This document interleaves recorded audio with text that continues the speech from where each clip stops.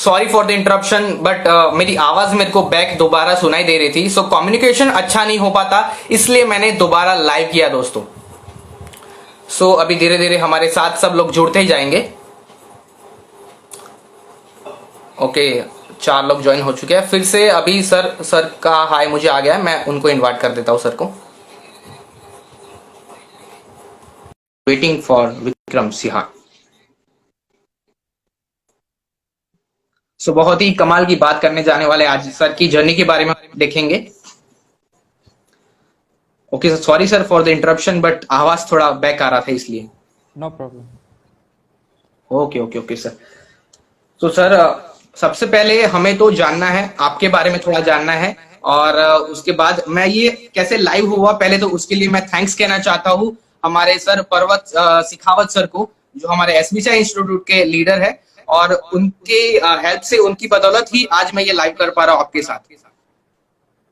क्योंकि क्या हुआ था सर कि मैं सुबह एक मेरे फ्रेंड के घर पे था और सुबह सुबह मेरे को कॉल आया कि उमंग, एक मेरे बहुत ही अच्छे फ्रेंड है और उन्होंने आईपीएस अभी इस बार क्लियर कर दिया है, तो मैं सर की इच्छा थी कि मैं आपसे लाइव करूं और वैल्यू प्रोवाइड करूं। मैंने सर को बोला सर तो ये बहुत ही बड़ी मेरे लिए अपॉर्चुनिटी होगी सर। तो सर इसलिए आज हम लाइव है। तो sir thank for the Parvat Shekhawat sir. Thank you Umang for this opportunity to interaction. नहीं नहीं सर, मेरे लिए तो, आपके लिए क्या अपॉर्चुनिटी है, तो मेरे लिए अपॉर्चुनिटी होगी। नहीं, पब्लिक के साथ जाने का वो भी रहता है थोड़ा, कि बाकी सबको भी बता सकें कि क्या जानने रही। बराबर बराबर। सो सर आपके बारे में थोड़ा जानना था, थोड़ा डिटेल में जानना था, ठीक है। तो कुछ आप अपने बारे में बताओ तो थोड़ा हम सब जितने भी वैल्यूएबल हमारे जो ऑडियंस उनको भी पता चले। तो ये मेरा यूपीएससी में सेकंड अटेम्प्ट था। और अगर मेरा एजुकेशनल बैकग्राउंड देखें तो मैंने अपनी प्राइमरी और अपर प्राइमरी एजुकेशन मेरे गांव से की। उसके बाद 9 to 12 क्लास मैंने अपने डिस्ट्रिक्ट हेडक्वार्टर से की। उसके बाद नेक्स्ट 4 ईयर मैंने बीटेक किया है इधर से। उसके बाद कैंपस रिक्रूटमेंट के थ्रू मैंने एक आईटी फर्म में ज्वाइन किया। For last 3.5 years I am working in that. And okay. उसके साथ ही मैंने इसका यूपीएससी का प्रिपरेशन किया था। जी जी सर। हम्म, और सर ये तो थोड़ा आपने मतलब संक्षिप्त में थोड़ा ही बता दिया, और सर आपकी जर्नी के बारे में हमें जानना था, सो दैट जितने भी नए लोग अभी प्रिपरेशन कर रहे हैं या तो अभी प्रिपरेशन करने वाले होंगे, तो उनको पता चले कि आपकी जर्नी में से वो लोग कुछ मोटिवेट होके जाए और वो भी अच्छे से प्रिपरेशन करें। तो ऐसा कुछ मतलब जब से आपने सोचा कि आपको ये करना है और टिल अभी तक की जो जो आपकी जर्नी रही होगी है ना, क्योंकि लगता इजी है बट ये उतना इजी है नहीं, है ना, क्योंकि मतलब कि हमें कुछ कोई ऊंची चढ़ान चढ़नी होती है तो अक्सर उसमें ऊबड़ खाबड़ रास्ते तो आते ही रहते हैं, और उसको पार करके जाएंगे तब एक ऐसी अच्छी एक मंजिल मिलती है। तो ऐसा आपका सफर सर कैसा रहा था, हमें आप जानना है आपके थ्रू। बिल्कुल। मतलब मेरे एजुकेशन बैकग्राउंड के हिसाब से देखें तो आई मीन मैं थोड़ा डिसेंट था। स्कोर मेरे अच्छे आते थे 10th 12th में, बाकी जगह भी अच्छे आए थे। बट उसके बाद जैसे कंपटीशन की और प्रिपरेशन की, तो उसके बाद जैसे आईआईटी का किया, तो उसके बाद मुझे आईआईटी नहीं मिला तो एनआईटी में गया था मैं। उसके बाद से तब मुझे ऐसे लगा कि चलो कोई दिक्कत नहीं है, एक बार तो सभी फेल होते हैं, कि आईआईटी नहीं मिला कोई दिक्कत नहीं। तो फिर नेक्स्ट 4 ईयर मैंने different different career path try किए। आई मीन इंजीनियरिंग के जितने भी ऑप्शन होते हैं लाइक गेट, और इवन गवर्नमेंट के पीएसयूज एंड एमटेक पीएचडी, और even other services like in management MBA. So I tried all of them one by one. I mean, I gave them some time, 1 month 2 month. I was exploring because I had time in college. सो उस time पे मैं ऐसे explore कर रहा था कि मुझे क्या बनना है रियल में, मैं चाहता क्या हूँ। तो वो जैसे कि बहुत सारे लोगों के साथ ये प्रॉब्लम होती है, उन्हें भी नहीं पता होता कि उन्हें क्या करना है। तो उस सही बात। कॉलेज वाले जो जो टाइम पीरियड था वो मेरे लिए एक तरीके से ऐसे बफर था जिसमें मैं जो चाहूँ वो कर सकता था। और तो फाइनल ईयर के एंड में मैंने ऐसे डिसाइड कर लिया था, मेरी जॉब लग गई थी तब तक, और उसके बाद मैंने डिसाइड किया कि मैं सिविल सर्विसेज ही कर लेता हूँ, क्योंकि वो ऑप्शन मुझे सबसे अच्छा लगा और सारे कंपैरिजन के अकॉर्डिंग। तो जी उसके सर। बाद बट जैसे जैसे होता है कि आप कॉलेज हो गया उसके बाद आप प्रिपरेशन के लिए फुल फ्लेज लग जाएं, उस टाइप से मैं नहीं चाहता था कि मैं एकदम फिर से 4 साल इंजीनियरिंग का मेरे घर वालों ने मुझे स्पॉन्सर किया है, उसके पहले भी मेरी एजुकेशन का पूरा उन्होंने लिया। तो हम्म। उसके बाद I did not want to be burden on them, so I thought कि I will take the job and simultaneously I will start the preparation. So बराबर है। स्टार्टिंग में ऐसे होता है कि आप जब वो प्रिपेयर करते हैं तो बहुत सारे चैलेंजेस आते हैं कि आपको जॉब भी करना होता है, आपको अपना ये यूपीएससी के लिए बहुत ही क्या डिमांडिंग है ये एग्ज़ाम। आपको बहुत बहुत आवर्स डिवोट करने पड़ते हैं, रोज़ रोज़ ज़्यादा पढ़ना पड़ता है और कंसिस्टेंसी मेंटेन रखनी पड़ती है। तो उस टाइम ऐसे मतलब आपका जो मेंटल हेल्थ है वो भी एक डाउन साइड जाता है कि आप एक चिड़चिड़े से हो जाते हैं कि मतलब मैं पूरे दिन ही बिजी रहता हूँ, बिल्कुल टाइम नहीं है, घर वाले भी बोलते हैं कि क्या कर रहे हो ये सब। तो सही बात है। बट वो होता है कि एक टाइम के बाद आप ऐसे देखते हो कि धीरे धीरे प्रोग्रेस हो रहा है।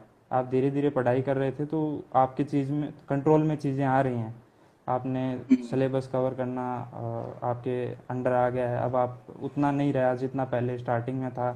फिर बस आप रिवीजन बचा है, धीरे धीरे आपके कंट्रोल में आते ही चीज़ें फिर आप नॉर्मल होने लगते हो। फिर आपको लगता है कि ठीक है अब मैं कर पाऊँगा। तो उसके साथ ही बाद में जो फर्स्ट अटेम्प्ट आया मेरा तो उसमें सिर्फ मेरा प्री क्लियर हुआ, मेंस नहीं हो पाया।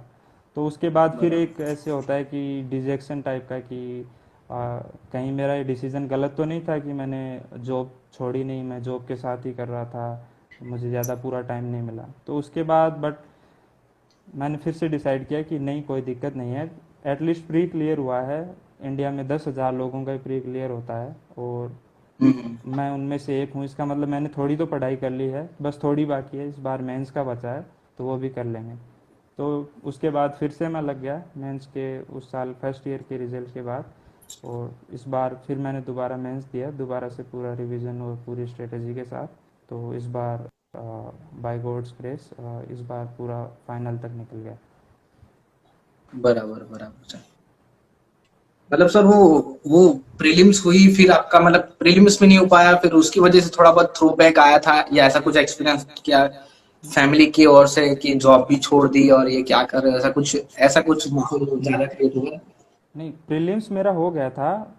प्रीलिम्स अच्छा क्लियर हुआ होने था। के बाद मेंस क्लियर नहीं हुआ था, तो मेंस क्लियर हाँ नहीं हुआ हाँ। तो उसके बाद अ, मतलब फैमिली की तरफ से और जो फ्रेंड्स हैं सबकी तरफ से एक मतलब डायरेक्टली आपको कोई नहीं कहता है कि जॉब छोड़ दो, आप जॉब कर हाँ रहे हाँ। थे और फुल टाइम नहीं दिया इसलिए आपका नहीं हम्म। हुआ। But when you start preparing after mains कि एक बार फिर से देंगे, जो भी होगा देखा जाएगा, जो मॉरल प्रेशर होता है उसको आप साइड में रखते हैं कि इस बार नहीं हुआ तो नहीं हुआ, फिर से देते हैं। हम्म। तो वो दोबारा दिया और मतलब क्या बोलते हैं उसको कि एक स्ट्रेटजी चेंज करनी पड़ती है कि आपने पिछली बार जो जो गलतियां की थी वो इस बार नहीं करेंगे आप। हम्म। तो और सही बात। प्लस नए इम्प्रूवमेंट और बाकी टॉपर्स क्या कर रहे हैं, तो वो सारी चीज़ें देखने के बाद अ, एक दोबारा से ऐसे कि नए इंथुसियाज्म के साथ कि इस बार करेंगे, तो फिर से ये अटेम्प्ट किया। और सर ऐसे कुछ इंसिडेंट सेक्रीफाइस वाले भी हुए होंगे कि मतलब कि सफलता अक्सर हम देखते हैं कि सफलता सेक्रीफाइस बलिदान मांगती ही मांगती है, बलिदान के बिना सफलता हमें नहीं मिलती है। तो ऐसे कुछ इंसिडेंट, क्योंकि अभी भी जो भी लोग प्रिपरेशन कर रहे हैं उन लोगों को भी ऐसा लगता होगा कि यार ये मतलब कितनी चीजें मैंने छोड़ी है इसके लिए, तो भी अभी भी ऐसा लग रहा है कि यार होगा कि नहीं होगा। तो आपके साथ भी ऐसा कुछ हुआ था? इसका ऐसे रहता है कि जब आप प्रिपरेशन कर रहे हो तो आपको पता होता है कि आप किसी बड़े काम के लिए जा रहे हो। तो आपका जो हम्म। मेंटल स्टेट है, आपको उसी हिसाब से प्रिपेयर करना पड़ता है कि आपको कुछ चीज़ें ये जो बेसिक होती हैं कि आप ज़्यादा पार्टी वगैरह नहीं कर सकते, you can not go outside regularly also. हम्म। जो बहुत ही बेसिक जो सोशल नीड्स होती हैं इंसान की, उसको आपको लिमिट करना पड़ता है। सो बराबर। These thing you have to I mean sacrifice कि आप या तो पढ़ाई करेंगे या फिर आप वो छोड़ पाएंगे, मतलब एक एक काम होता है एक टाइम पे। तो उस सही हिसाब बात से है। सोशल लाइफ का थोड़ा कॉम्प्रोमाइज़ होता है, बट उतना नहीं होता है जितना मतलब ये यूपीएससी का हाइप बनाते हैं लोग कि पूरा ही छोड़ हाँ देना हाँ। पड़ता है, you have to close yourself in a room, उतना नहीं होता है, but still you have to sacrifice little bit, also you have to, I mean, listen to the complaint of relatives and all that, why are you still on the same job, or also the peer pressure of friends that everyone is moving in their life but you are still on Yes. the same pace, आप अभी तक आगे नहीं बढ़ रहे हो, क्या कर रहे हो, 3 साल हो गए. So these things are I mean there for you, I mean while you are preparing, so you have to Yes. overcome all these things. और सर मतलब कि जो अभी किसी ने क्वेश्चन किया कि वर्क बैलेंस कैसे रखते हो, मतलब डार्थ के भी, how did you balance work and study, मतलब कि आप जो साथ में जॉब करने की बात कर रहे थे, तो उन दोनों चीजों को कैसे बैलेंस करते थे? ये एक, मैं इसको बोलूँगा कि आप उतना नहीं हो पाता है जितना लोग बोलते हैं कि लगातार 8-8 घंटे पढ़ो. हम्म। आप डेली 3-4 घंटे पढ़ो. अब जैसे मेरा था 2017 से मैंने स्टार्ट किया था, तो स्टार्टिंग में हम्म। मैं 3-4 आवर्स रोज़ पढ़ता था. वो कंटिन्यूसली लगातार मैंने 3 साल तक, दिस ईयर मार्च तक, जब तक मेरा इंटरव्यू नहीं हुआ था, I ji was sir. Continuously studying 3-4 hours every day. So and okay. also on weekend you get little extra time, so you can yes. cover a little bit more. So in my opinion, consistency is more important than number of hours. अगर आप लगातार 3-4 घंटे रोज़ पढ़ रहे हैं तो वो ज़्यादा बेटर है उसके मुकाबले कि आप एक दिन 8 घंटे पढ़ लिए, एक दिन 10 पढ़ लिए और दूसरे दिन आपने पूरा दिन वेस्ट कर दिया. तो आप लगातार 3-4 घंटे पढ़ेंगे 1 साल 1.5 साल, तो डेफिनेटली ये एग्ज़ाम क्रैक किया जा सकता है. जी सर, जी सर, सही बात है। और कंसिस्टेंसी के ऊपर से याद आया, मतलब कि एक बुक है सर, उसमें डीप वर्क के ऊपर भी बात की गई है कि हमें मतलब कि नंबर्स ऑफ आवर के ऊपर वर्क नहीं करना चाहिए, हम जितने आवर काम कर रहे हैं उसमें कितना डीप वर्क कर रहे हैं, मतलब कि ये चीज मैंडेटरी है। तो ये मेरे को अभी आपने जो बोला कंसिस्टेंसी वाली बात, तो उससे मेरे को ये याद आ गया, क्योंकि मैं भी नॉवेल्स वगैरह पढ़ता रहता हूँ, सो उसमें भी ऐसी अच्छी अच्छी बात की गई है। नॉवेल्स के ऊपर से याद आया सर, मेरे को ये जानना है कि आपने भी ऐसी कुछ बुक्स पढ़ी थी जो आपको मोटिवेट करती हो? ज़्यादा टाइम नहीं मिलता है क्योंकि आप जॉब और बाकी सब कर रहे हो, बट कभी कभी टाइम मिलता है. जैसे आप प्री के बाद, जस्ट बाद आप उतना नहीं कर पा, just right after pre you don't start studying, you take your time, but and similarly after mains you get time, so during that time you can study in your leisure time these books or novels or any self help book, whichever is Yes. recommended to you by your friend or family. So Mhm. at that time I used to study, for example I used I mean, I remember 1-2 books from Robin Yes. Sharma and one autobiography of Mahatma Oh, Gandhi great. and Power of Subconscious Mind. Few book I remember at this time. So I studied these book after the prelims or mains, because that was the only time I used to get from preparation and my job. Okay okay. और sir मुझे personally ये जानना था कि आपने जो job की बात की, तो उसमें से आपको मतलब कि इस फील्ड में आना है, ऐसा आपका मतलब एकदम मेन इतना रीजन, ठोस कुछ सब मतलब रीजन होगा कि आपको ये चीज करनी है, तो ऐसा कुछ रहा था? अ, जब कॉलेज में था तो तब मुझे जैसे कि मैंने आप स्टार्टिंग में बताया था सेट के कि I was exploring all the option in my college time, that what I want to do, for example MBA और हायर स्टडीज, और every option I tried. So at that time I yes. decided that civil services is the option which will give me I mean so many diverse things. For example, if I do MBA, then all the things that are being done in MBA, then pause हो गया है थोड़ा, but connectivity हो जाएगी। Pause आ रहा है? are you okay. connected now? Yes, yes, connected now, sir. Yeah, okay.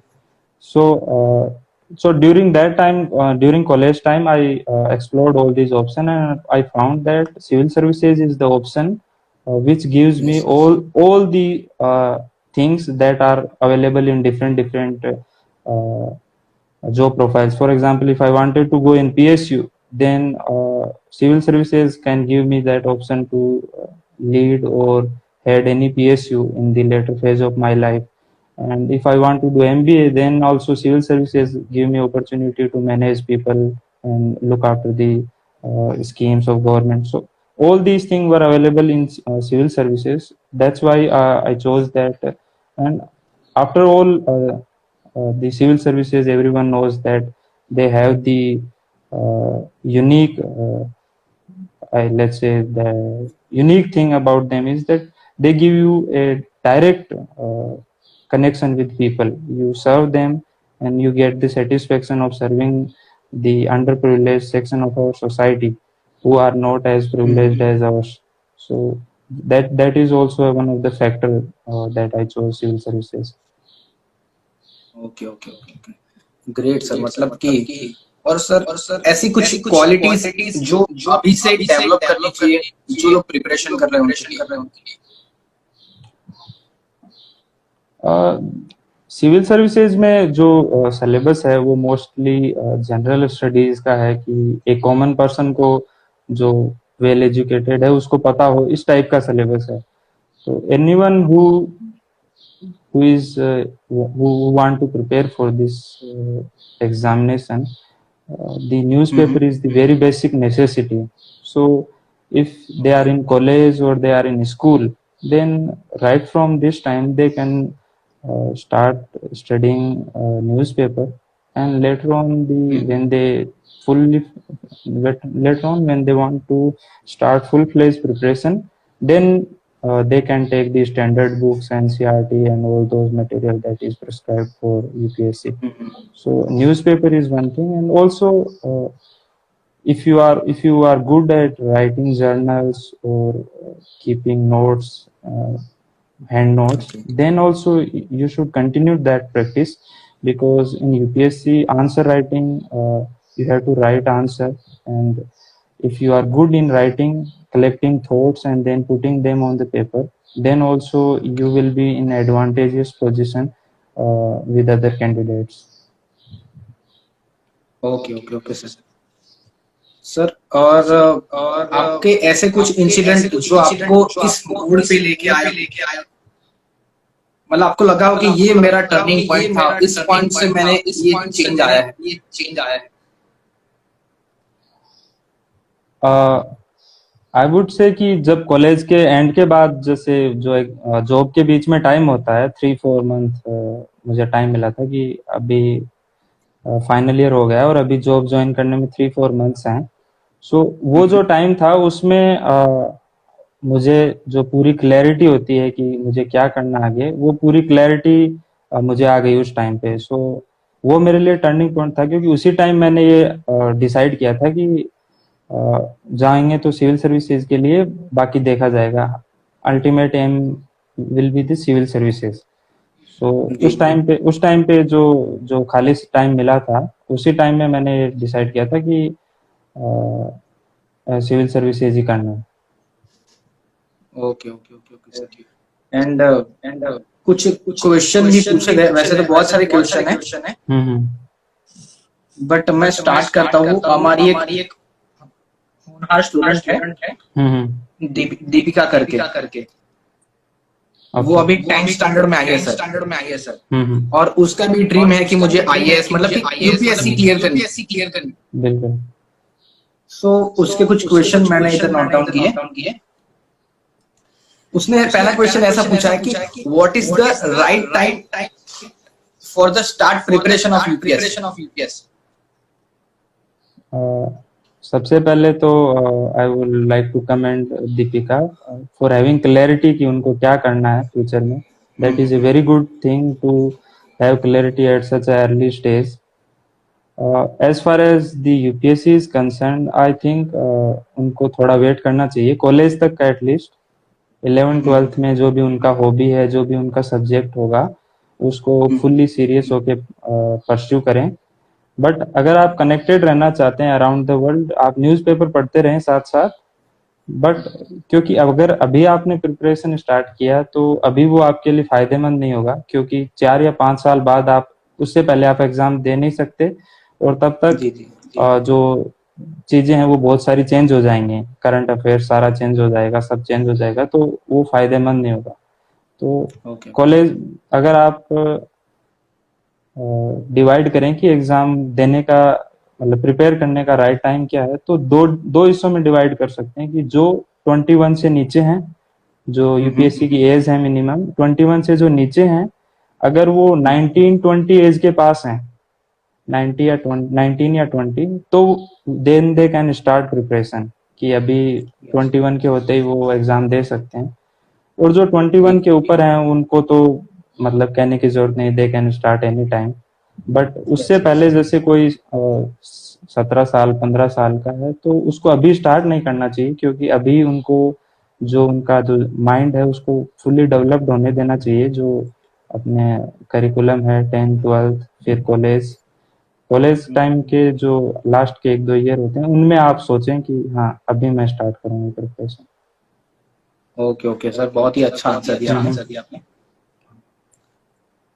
और फिर एक क्वेश्चन ये भी किया है कि which type of subject chosen after 10th, मतलब ऐसा कुछ फिक्स होता है कि यूपीएससी करना है तो आप ये सब्जेक्ट चूज करोगे तो आपको फायदेमंद होगा, ऐसा नहीं, कुछ? ऐसा कुछ नहीं है। यूपीएससी का if you see the result and statistics, most diverse field बोला जाएगा यूपीएससी। यहाँ पर डॉक्टर भी आते हैं, इंजीनियर भी आते हैं, पीएचडी किए हुए भी आते हैं, और सिंपल आर्ट से बीए किए हुए, बीएससी किए हुए, मतलब हर टाइप के लोग आएंगे यहाँ पर। एमबीए की, मतलब आप जो फील्ड बोलेंगे ना उस टाइप के लोग यूपीएससी प्रिपरेशन में आपको मिलेंगे। और जो सही बात यूपीएससी का सिलेबस है, जो except for optional subject, all the subject are of 12th standard, that you okay you need to have knowledge up to 12th standard except for optional subject.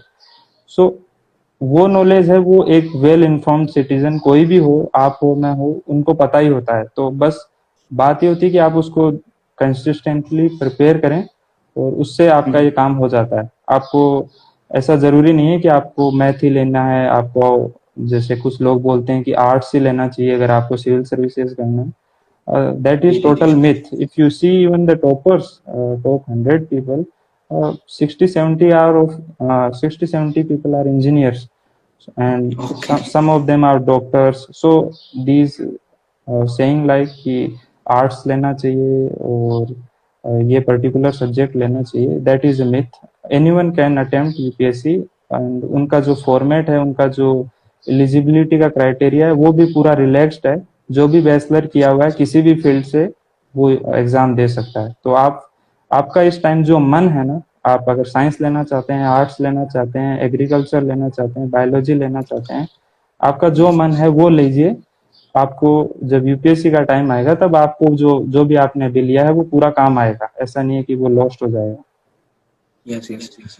और लास्ट लाइन जो आपने बोली उसके ऊपर से मेरे को एक चीज याद आती है। स्टीव जॉब्स ने सर एक बहुत ही अच्छी बात कही थी कि एवरी डॉट कनेक्टेड। हम जैसे ही लाइफ में आगे आगे बढ़ते हैं तो हमने जो पिछले काम किए थे वो सारे जुड़ते जाते हैं और एक श्रृंखला बन जाती है उसकी पूरी, और वो ही हमारे आगे काम में आती है। सो ये बहुत ही अच्छी बात थी। एंड सर मेरे साथ में पढ़ते थे यश प्रजापति करके हैं।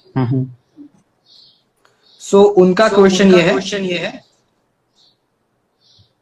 Mains and interview are important in UPSC, when we start writing answer how to develop and improve answer.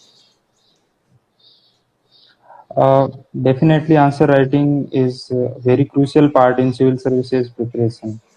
आपका जो ऑलमोस्ट 7-8 पेपर होते हैं उन सब में आपको लिखना पड़ता है कि एक एक आंसर को।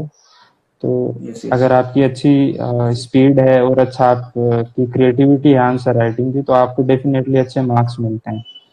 जहाँ तक बात है कि प्रिपरेशन आंसर राइटिंग की स्टार्ट कब से करनी चाहिए, कुछ लोगों का ऐसे रहता है कि वो लोग स्टार्टिंग के 3-4 मंथ जब प्रिपरेशन स्टार्ट करते हैं उस तब तक वो बेसिक कंटेंट पढ़ते हैं और उसके बाद वो आंसर राइटिंग स्टार्ट कर देते हैं। स्टार्टिंग में क्या होता है कि आपको ज्यादा पता नहीं होता, तो आप फर्स्ट डे से स्टार्ट करना इज नॉट एडवाइजेबल कि आप पहले दिन से आंसर राइटिंग में लग गए, वो नहीं करना चाहिए। थोड़ा टाइम दीजिए, 2-3 महीने, क्योंकि 1 साल तो वैसे भी आपको प्रिपरेशन करना रहता है। तो पहले यस। 2-3 महीने आप उस पर ज्यादा कंसंट्रेट मत कीजिए। उसके बाद जैसे आपके पास बेसिक कंटेंट हो जाता है, then you can start writing answer. Initially you should write few answer like 1 2, limit your answer to 1 2, because at that time if you write many answer more than 4 5, then you will be discouraged कि मेरा answer तो अच्छा नहीं है, मैं क्या कर रहा हूँ। Give yourself some time, write answer in a peaceful manner that I mean give yourself some time like 15-20 minutes for the 7-8-10 minute answer. Give yourself some time and slowly improve that speed and content, and also improve the creativity in the answer, like including maps, graphs, chart, and diagrams in the answers. Slowly improve these habits. And just before prelims, 2-3 months just before the prelims, start preparing for prelims dedicatedly. And after the prelims is done, then full-fledgedly write answer. At that time, there is no excuse because you have already cleared prelims, and now the next hurdle is mains, which is the main part of examination. So at that time, you have to write answer anyhow. You cannot escape this. But answer writing is very tedious job. If you see, you have to write answer for 3 hours, and then you feel exhausted, and then you cannot study more. So for that, I will advise that instead of writing 3 hours paper, write for 1.5 hour initially. That Okay. if you write 1.5 hour, but you will attempt half the paper. 3 hour Okay. is the complete time, so take 1.5 hour and attempt the half paper. So by that way, you are also maintaining the UPSC standard, and also you are in your time limit and everything. So, and Yes. Yes. later on, you can improve to full-fledged question paper that is of 20 questions. Okay okay sir. And sir next question ये था, ये इसमें तो बहुत ही आपने अच्छे से clear cut बता दिया कि जो अपनी राइटिंग जो लिखते हैं उसमें एग्जामिनर कौन सी चीजें फाउंड करता है जिससे उनको सेटिस्फेक्शन मिले कि हाँ आंसर सही होगा, मतलब अच्छा लिखा है। बिल्कुल। इसको हम ऐसे देख सकते हैं कि अगर हम एग्जामिनर हो तो हम क्या देखेंगे, सिमिलरली वो भी ह्यूमन बीइंग है तो वो भी सेम ही चीजें देखेंगे। सो फर्स्ट थिंग इज कि हमें जो लिखा है वो समझ में आए। आपकी हैंडराइटिंग एटलीस्ट, यूपीएससी ये नहीं बोलता कि आपकी हैंडराइटिंग बहुत ही सुपर ऑसम होनी चाहिए, बट एटलीस्ट लेजिबल होनी चाहिए कि आप कोई जो भी आपका पेपर चेक कर रहा है वो पढ़ सके उसको। कर्सिव लिखें, स्ट्रेट लिखें, that doesn't matter, but at least it should be legible. Second is the answer should be relevant. You should not write anything that comes to your mind when you see the question. Read the question carefully, then write the answer. If you write मतलब अगर आप आस पास का लिखेंगे और you try to fool the examiner, then we should understand that he is more qualified than us and more professional than us at this time. So we have to respect him or her, and we should write relevant answer. Third is the word limit. UPSC already gives you the word limit in every answer. For example, for 150 marker, you are only given 2 pages. So you definitely cannot exceed that limit, but still you should manage the answer in such a way that if they have given you a question for 150 words, then you should write it in 150 or plus minus 20-30. And In that 1 plus 150 words, you should try to include all the relevant information and structure.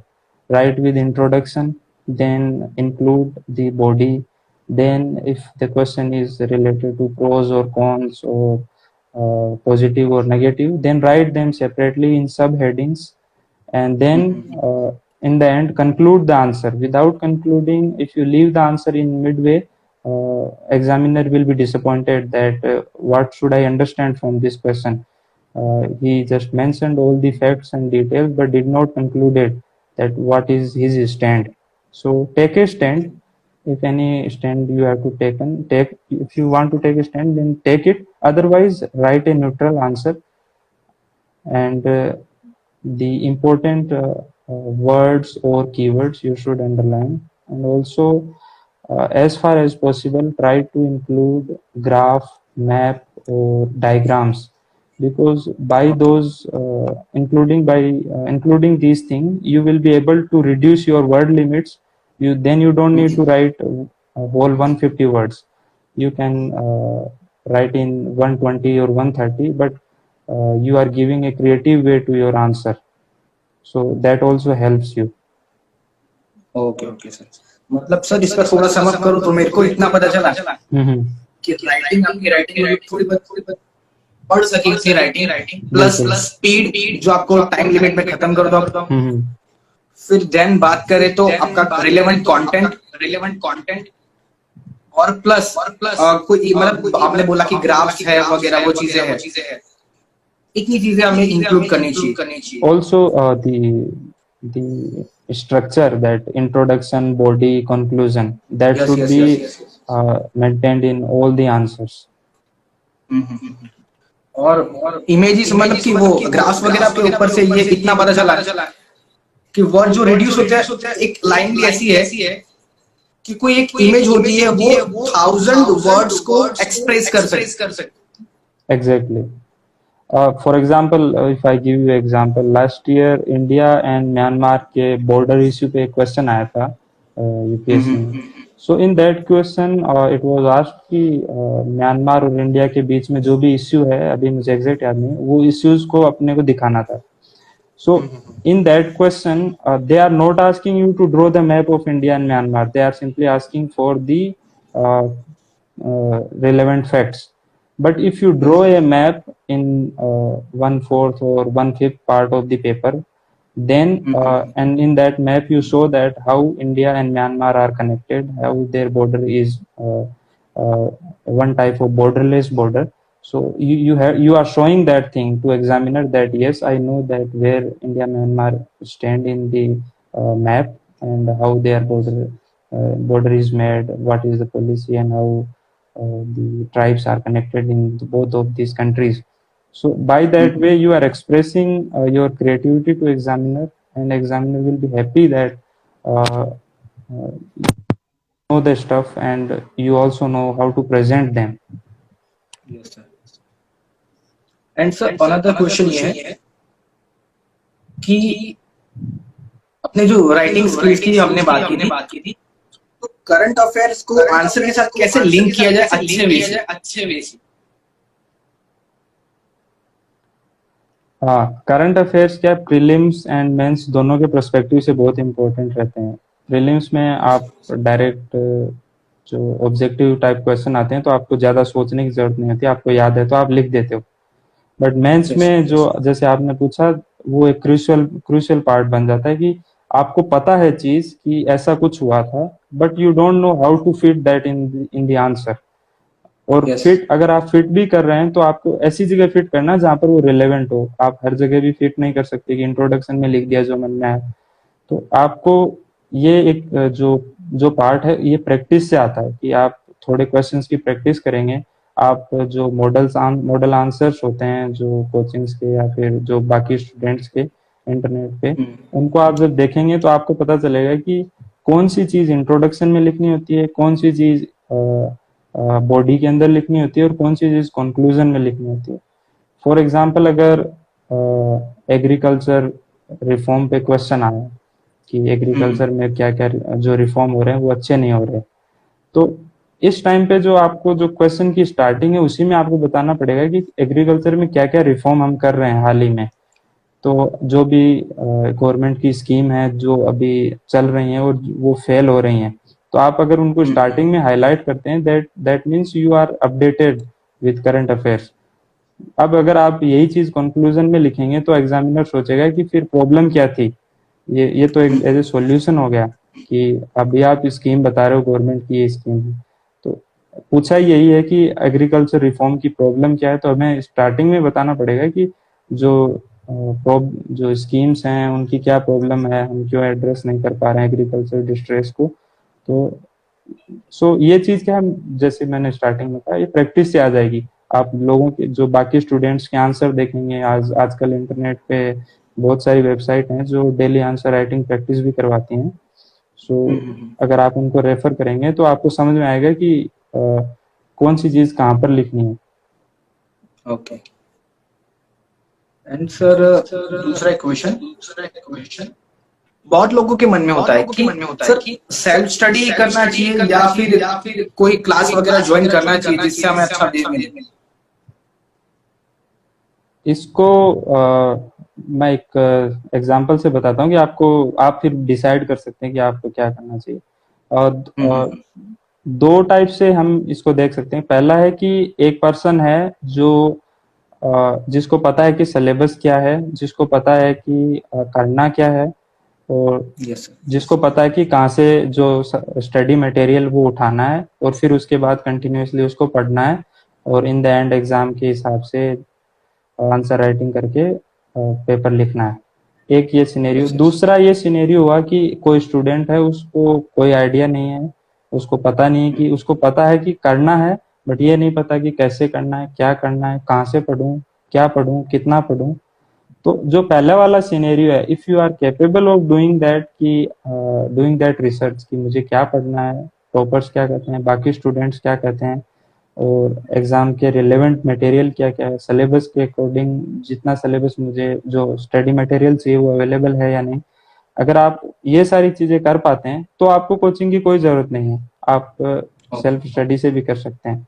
पर अगर आपको लगता है कि आपसे कुछ चीजें छूट जाएंगी, आपसे नहीं हो पाएगा, आपको डिफिकल्ट लगता है, जैसे कुछ स्टूडेंट्स का होता है कि उनको इकोनॉमिक्स समझ नहीं आती है खुद से, और जियोग्राफी ना समझ में आए, इट इज क्वाइट नेचुरल कि उनको समझ में ना आए, उनका बैकग्राउंड कुछ और हो या कुछ।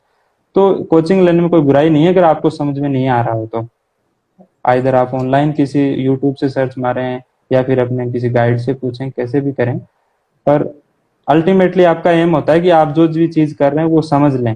अगर आपको समझ में आती हैं चीजें तो आपको वेस्ट नहीं करना चाहिए मनी कोचिंग पे।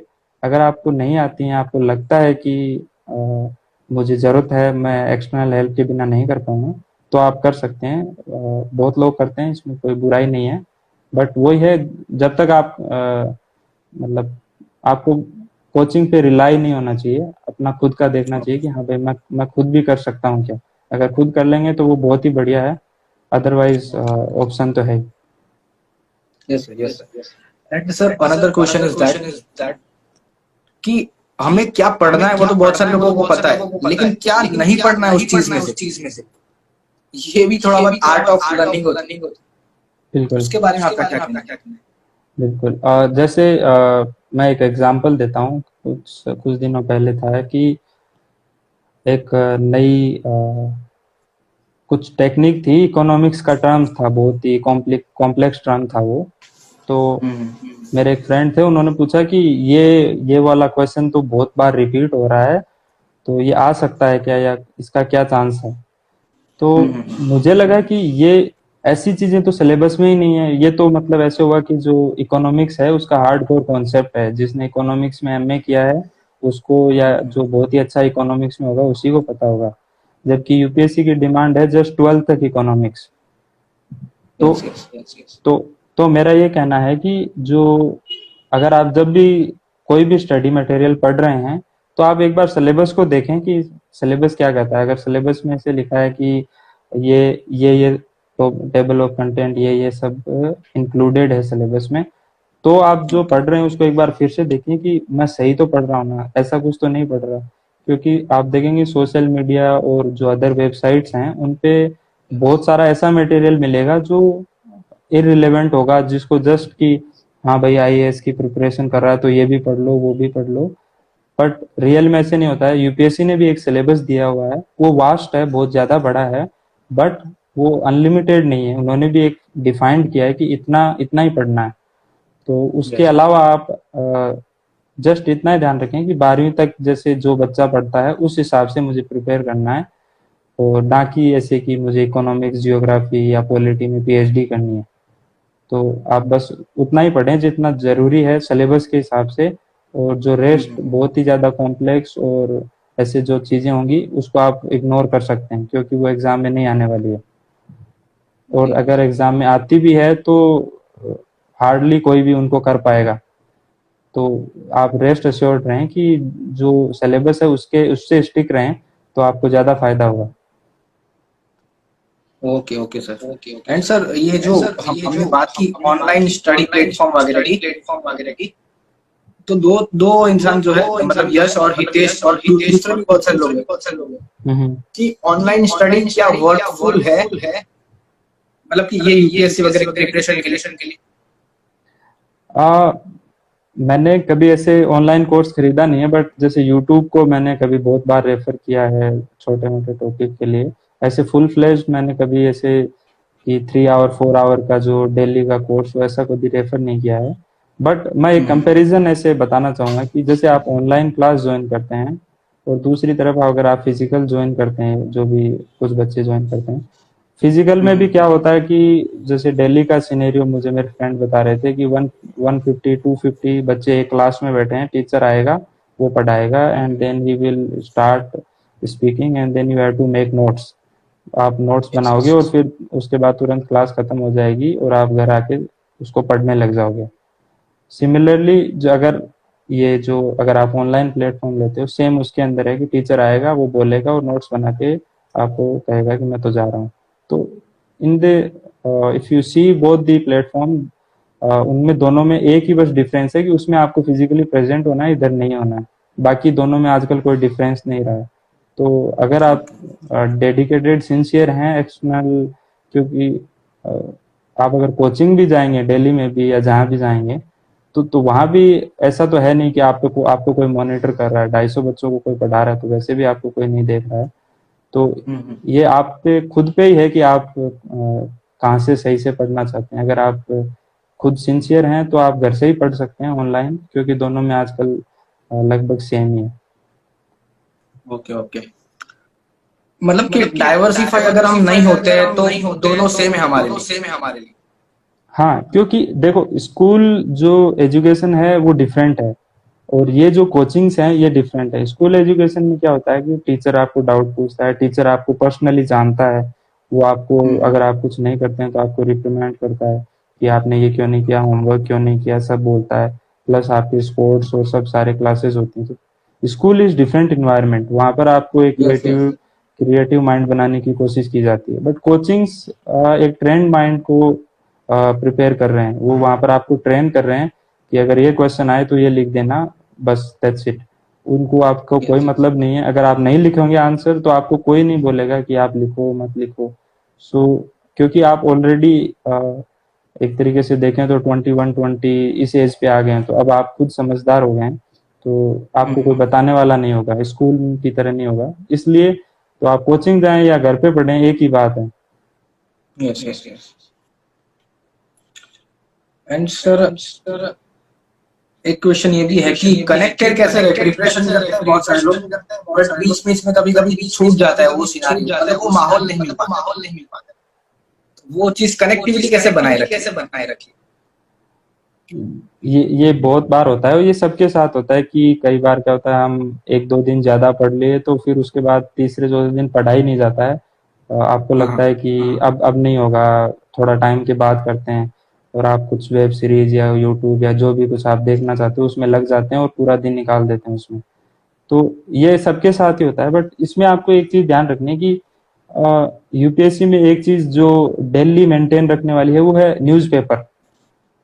तो ओके। तो आप अगर डेली न्यूज़पेपर का ऐसे बना लें कि मुझे न्यूज़पेपर एक दिन का दूसरे दिन कभी नहीं ले जाना है, चाहे किसी कुछ भी हो, चाहे खुद का भी मैरिज हो, मेरे को न्यूज़पेपर उसी दिन पढ़ना है।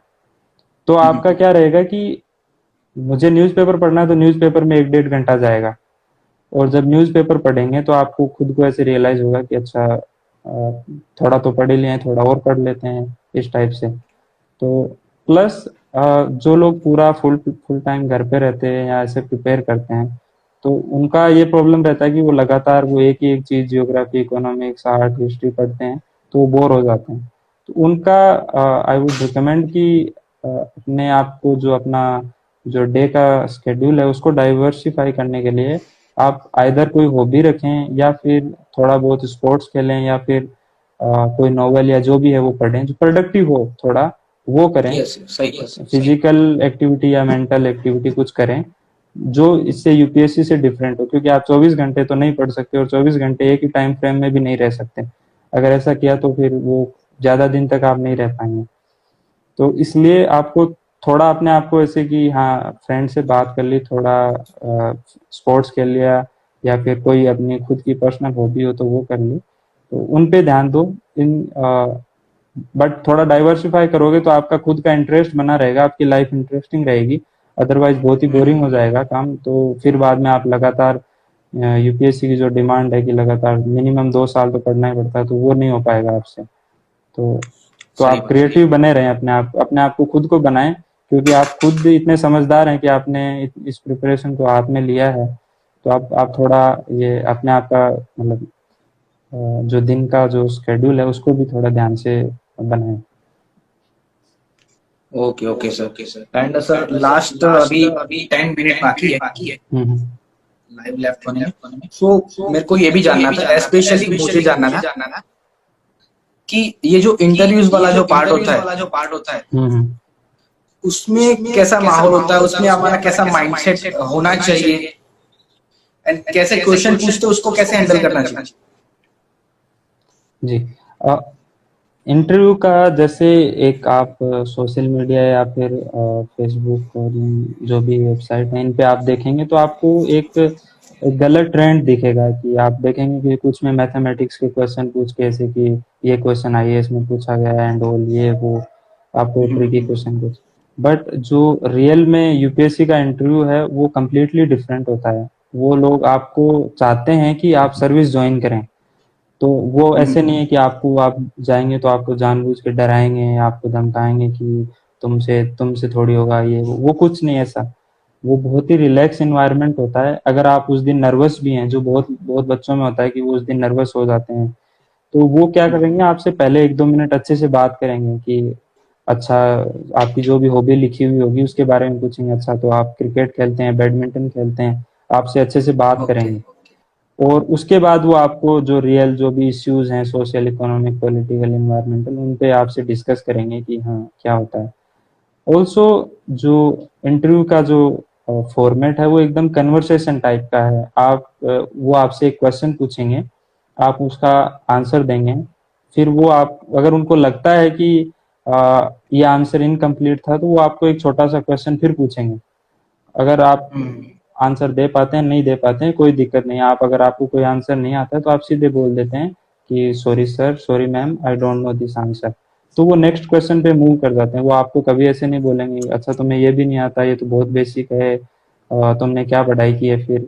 वो ऐसा आपको बिल्कुल नहीं बोलेंगे। वो कंफर्ट जोन में आपको रखेंगे पूरी देर, क्योंकि वो भी चाहते हैं कि आप भी सर्विस ज्वाइन करें। आपने प्री क्लियर किया है, मेंस क्लियर किया है, तो उसके लिए आपको ऐसे कंफर्ट में रहना चाहिए कि आपको डरना नहीं चाहिए कि इंटरव्यू का बेकार होगा या कुछ ऐसा होगा। फ्री फ्लो में जाएं और इंटरव्यू दे के आएं। और इंटरव्यू का ऐसे रहता है कि जैसे आप मॉक इंटरव्यू देखते हैं कुछ यूट्यूब पे कोचिंग क्लासेस के, रियल में उनसे भी थोड़ा डिफरेंट होता है।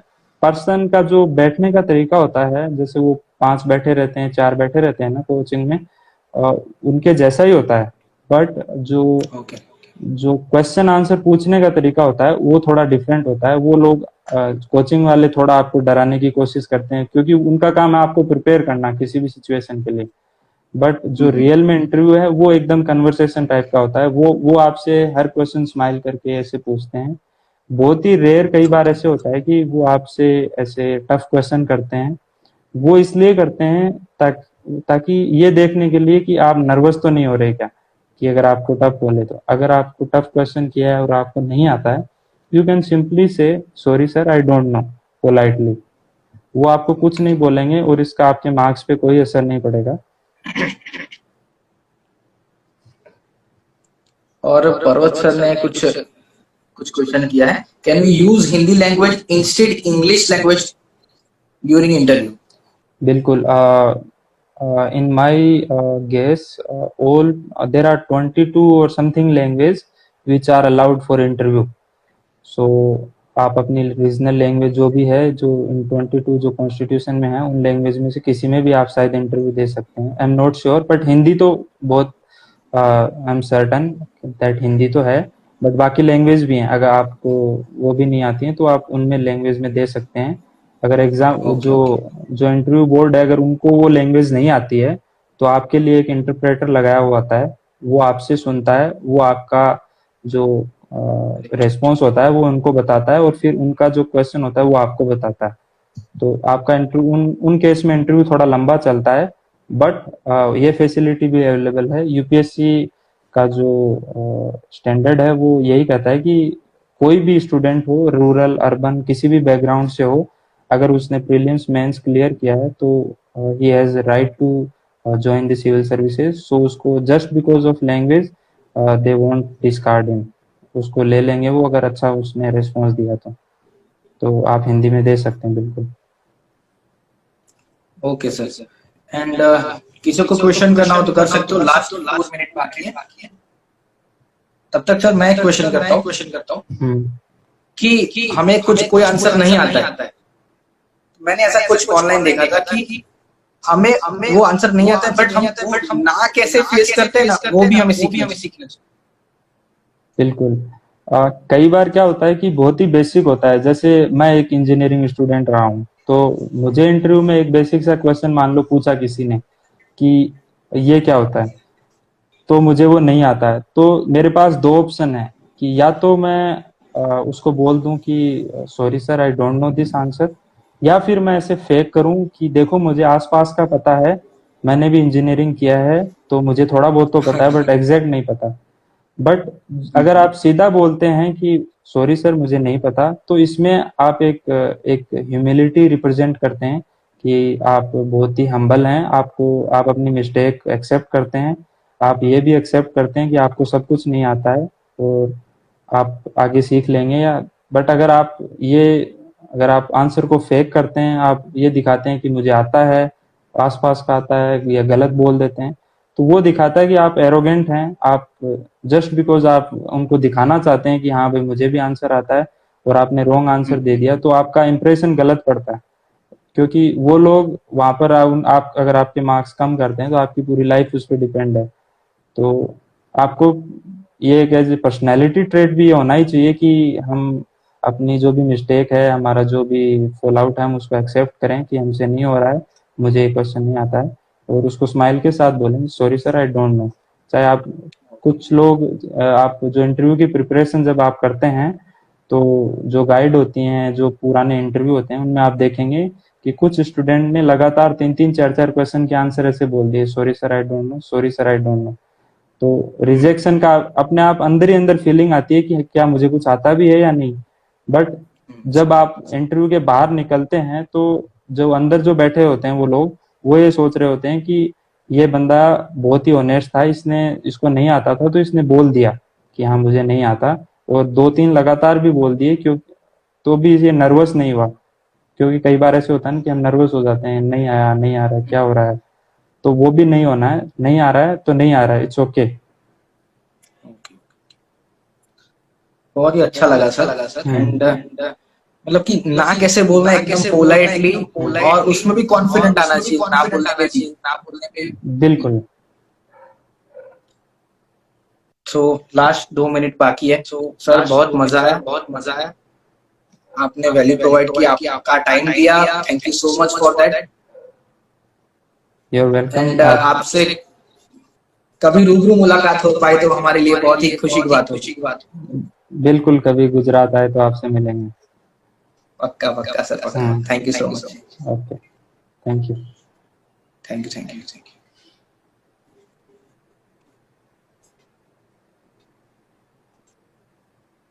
आप मुझे कैसे जानते हो विक्रम सर, ऐसा पूछा करो सर। क्लासमेट रहे हैं आप हमारे 11th-12th में।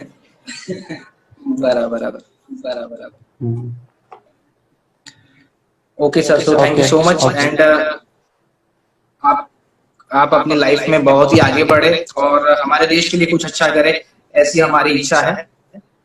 जय हिंद, थैंक यू, जय भारत। Thank you. जय Hind. Thank you so much.